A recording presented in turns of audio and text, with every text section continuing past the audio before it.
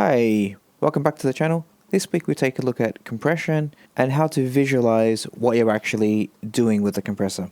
So I know a lot of compressors have the visualization, like on Pro C for example, we've got the gain reduction and then the input and output. So that's obviously quite useful, but in addition to that, it's helpful just to visualize the entire waveform pre and post on an external device, just so you don't get any bias, well I should say unintentional bias from the plugin. So to do that, what I do is I add a oscilloscope before and I add one after, so that we have two chains. So let's have a listen to the track first. This is it here.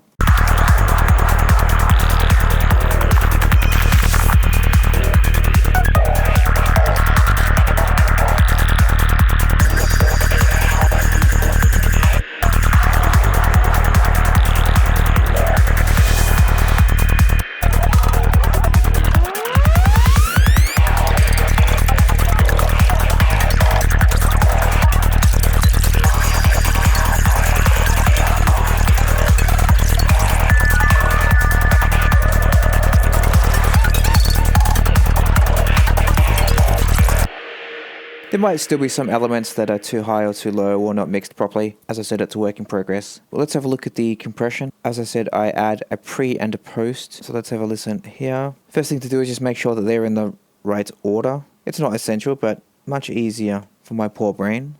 Let's have a listen.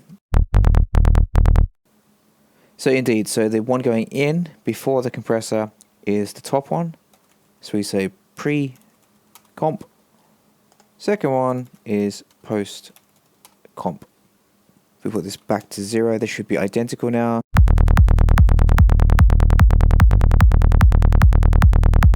So with the compressor bypassed, you can see that they're identical. Because we're working with a kick drum, let's put it on a smaller time scale. Let's say quarter note.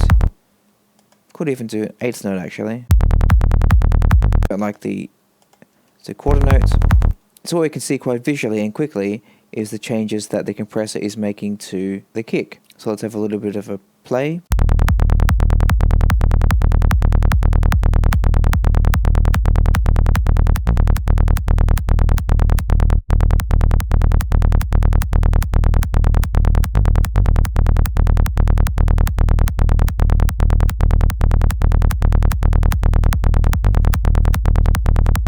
Boost the attack.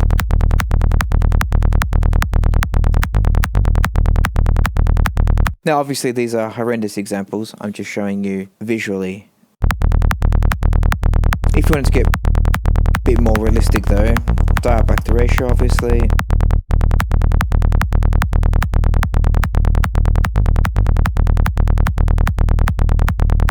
Bring in the attack.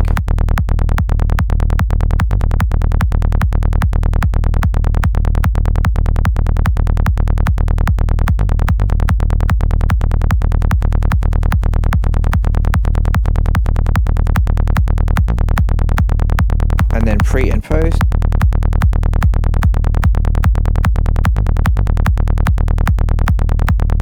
So obviously you still need to use your ears in addition to this, but I think it just makes it so much easier to visualize what's happening. So for example, I know 27.25 milliseconds, I know that's what it says, but to understand how that correlates to the kick itself, it's a lot easier I think to do visually.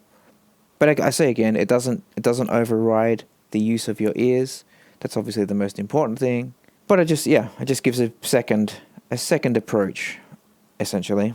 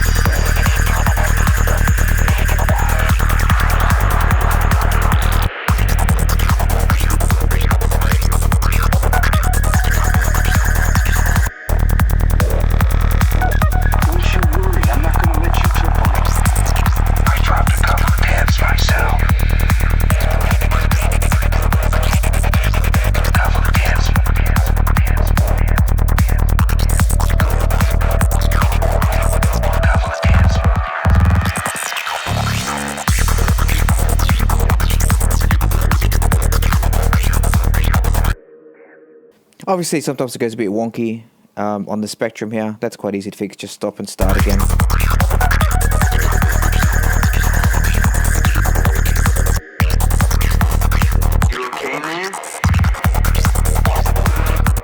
So there you go, just a quick one this week. I find it very helpful to get that pre and post. And you can do it to anything you want. It doesn't really just apply to compression. You can do it on anything in the time domain. So yeah, thanks for watching. I hope that helps, and I'll see you next week. Bye-bye.